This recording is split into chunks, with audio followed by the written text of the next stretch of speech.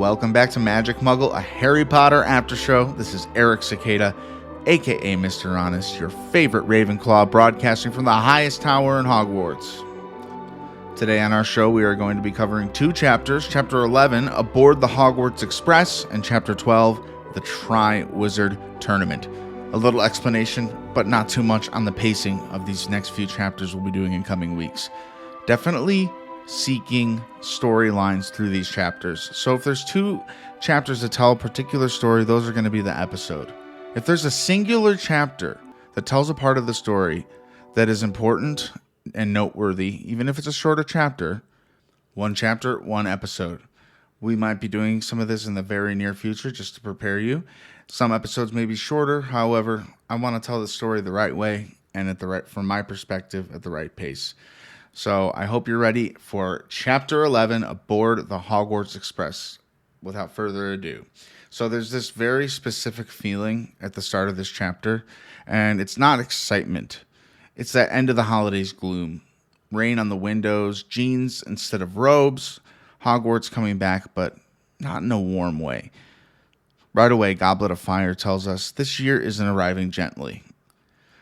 Before anyone even gets on the train, we get our first reminder that the wizarding world is already tense. Arthur Weasley is yanked out of breakfast because the ministry needs him, urgently. And the way we get that information is classic wizarding chaos. Amos Diggory's head in the fire, talking too fast. Sparks flying, no one batting an eye. It's funny because it's also telling. Because what's happened? Well, Mad-Eye Moody thought someone was creeping around in his house in the dead of night. Who's Mad-Eye Moody? Well, we are soon to find out. He responded by turning his dustbins into explosive weapons. And everyone's reaction isn't shock, it's resignation. Oh, that's just Mad-Eye. This is our first whisper of a name that's going to matter a lot. And the story plants it early. Not with drama, with unease. Moody is paranoid. Moody is dangerous. Moody is protected by Dumbledore. And Arthur Weasley, the man who loves plugs and fairness, is the only one who can keep him out of serious trouble. That's not an accident. We learned something important here. The people Dumbledore trusts don't always fit neatly into the ministry's rules, and neither does this year. Makes me wonder why he trusted Professor Quirrell. I feel like Dumbledore would have had a vibe check or something with Professor Quirrell, considering he was carrying around Voldemort in Book 1. This is another one of those interesting hires this year, Mad-Eye Moody. And I'm excited to go into him next week. There's a full chapter about the guy. Once this crisis passes, the story slides back into something a little bit more familiar. But it's still uncomfortable. Bill and Charlie show up. Percy is too busy for family because, in quotes, Mr. Crouch is starting to rely on him. And that line will age interestingly. The twins joke, Molly scolds, life keeps moving. And then we get the trip to King's Cross, which is a beautiful mess. It's kind of nice to see this happen. Just another trip aboard the Hogwarts Express. Hopefully there's no Dementors this time, or I hope they would make it through the barrier this time. It's always a little bit of a different story every year for the Hogwarts Express. Unlike the first year where Harry took the lot of candy and sweets and goodies. Definitely remember that part pretty clearly. Muggle taxis, exploding fireworks, owls screaming, Crookshanks attacking a Muggle cab driver. So much happening on this trip. It's so chaotic, and it would definitely give me a lot of anxiety. If I was the cab driver, very much anxiety. But if I were even Harry in the situation, all this stuff happening, it's just funny. But notice how the magic doesn't fit in cleanly into the Muggle world anymore. It's loud, it's chaotic, and it's harder to hide. And it's something they're always trying to hide, which is very interesting to me. I like learning, as we do in this chapter, how the wizarding world hides itself from the Muggles. And that theme is going to keep growing. Platform 9 3/4 appears as always, but even here something feels different. The Hogwarts Express is there, scarlet and steaming, but the platform feels crowded. Parents linger. People talk in half sentences. Bill and Charlie both say versions of the same thing. You're going to have an interesting year. And neither of them explains. Mrs. Weasley knows what's coming, and she lets it slip just enough to be unsettling. She mentions rules changing. That's the word that should make your ears perk up. Hogwarts runs on a tradition. When rules change, it's never for nothing. On the train itself, the mood tightens. We get Malfoy, of course, and he's worse than usual. Crabbe and Goyle apparently have gotten like a foot taller, maybe just a little bit bulgier in the belly area. He talks about Durmstrang, about dark arts, and about how Hogwarts is too soft. And for the first time, Malfoy isn't just being cruel, he's being ideological. He likes the idea of learning the dark arts. He likes that Durmstrang doesn't admit riffraff, and he likes that his father knows things that others don't. He always kind of acts privileged, and somehow he doesn't have the perception to realize how much of a jerk he sounds. This isn't a playground bullying anymore. This is a worldview. And he used the word mudblood every time we see him now. Hermione's response matters just as much because she knows Durmstrang's reputation. She knows what it means when a school leans into darkness instead of defending against it. That contrast is deliberate. Then Malfoy drops the bomb. He knows something big is coming to Hogwarts. He knows because, obviously, his father knows, and Ron doesn't. And that hurts more than Malfoy mocking the dress robes that Ron is covering up his owl's cage with. I feel bad for Ron about those dress robes. I started a job once and I got a thrift store suit.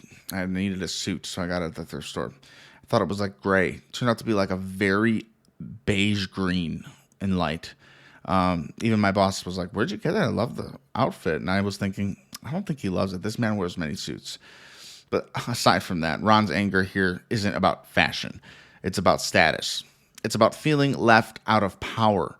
And that's why he slams the door hard enough to shatter glass. And Hermione repairing it in such an instant is such a quiet, perfect beat. Control restoring itself where emotion exploded. Honestly, that's friendship right there at its best.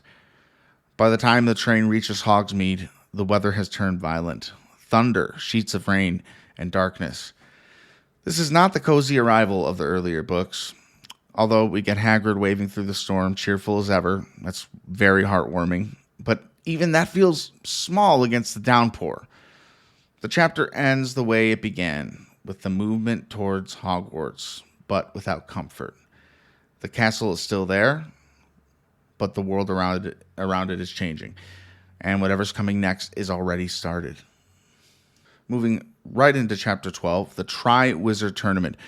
Chapter 12 is where Hogwarts doesn't just welcome you back, it ambushes you. We start with the storm still raging like the world is trying to warn everyone something is coming. The carriages are swaying like they're riding into battle. Hogwarts gets closer, all those glowing windows shimmering through the rain, and the second they step inside the entrance hall, it's like the castle goes, "Welcome back," and also, "Good luck," because immediately, Peeves. Not a friendly prank, not just a little chaos, full-on water balloon airstrike from 20 feet up. Ron gets blasted in the head. Harry gets soaked straight through the socks. I hate wearing wet socks. People are shrieking, slipping, stampeding. And we got McGonagall coming out like a general trying to regain control of the battlefield that is literally flooding. And this moment, it's funny, but it's also important because it reinforces something Goblet of Fire keeps doing. The order is fragile. It doesn't take Voldemort walking into the door for things to feel unsafe. Sometimes it's just the castle itself reminding you you're not fully in control here. Then they get into the Great Hall, and visually it's the classic Hogwarts comfort. Candles, gold plates, and warmth. But even in the comfort, Harry's noticing something. Empty seats at the staff table, and Hermione says the quiet anxiety out loud. Where is the new Defense Against the Dark Arts teacher? Because they've never had one last since they've started here at Hogwarts. And that curse on the position is almost like Hogwarts' little-known omen every year. So we go into the sorting, which Harry is actually excited to see again because he's barely been present for one since his first year. He's missed almost all of them. All of them in general. And we meet Colin Creevey's little brother Dennis, who is honestly incredible. He's wrapped in Hagrid's coat like a tiny kid inside a circus tent, and he's not traumatized by nearly drowning. He's thrilled. He mouths, "I fell in the lake," like it's the best day of his life. And that's such a Goblet of Fire contrast, right? The first years aren't terrified. The weather is violent. The ceilings look like a storm cloud. And Dennis is like, guys, I'm at the lake. And then the Sorting Hat sings. And I love this part because it's not just tradition. It's a reminder of the houses as values. I love in the audiobook reading, which I read and listen along to, so I catch everything. Jim Dale sings this song. And boy, does it bring you directly into Hogwarts. He does a phenomenal job. That man sticks to character. If you're an audiobook-only listener or you haven't and you're not a big reader, I'd recommend Jim Dale's audiobooks. He's fantastic. But having those hardcover, there's nothing like actually reading along with it. That's my biggest recommendation. Bravery, cleverness, loyalty, ambition.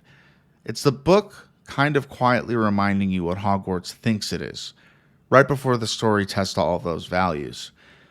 And Harry has that split-second Ravenclaw pull when he sees Cho cheering at her table, which is such a subtle little moment of what would it feel like to belong somewhere else. Something we can all relate to. And it's not in a disloyal way, it's just a very human way.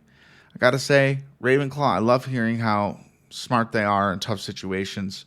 I have a big, giant Ravenclaw. It's not a poster, it's like a tarp on my wall. It covers so much of my wall. I mean, I was supposed to post a picture of it in our Discord, but you can join. It'll be in the description of this episode.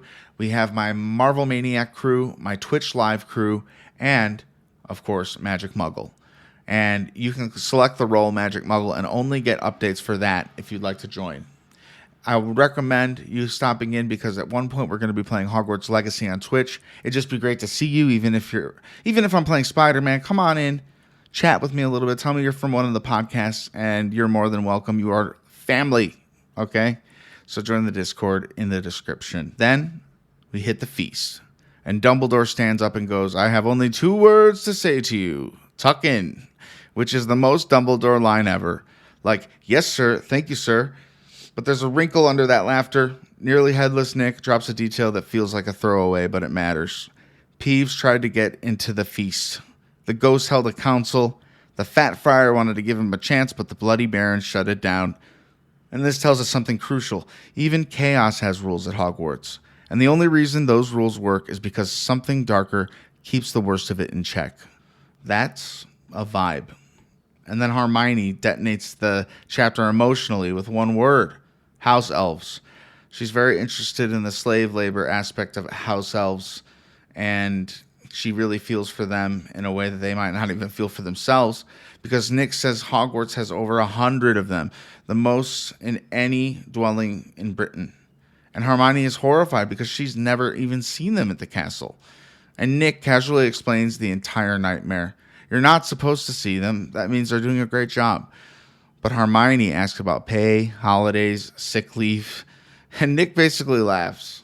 That's when Hermione stops eating.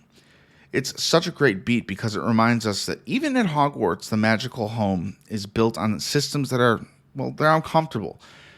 Hermione's moral compass doesn't turn off because we're back at school, and Ron's response is so Ron. You won't get them sick leave by starving yourself. It's funny, but it's also the beginning of Hermione's crusade.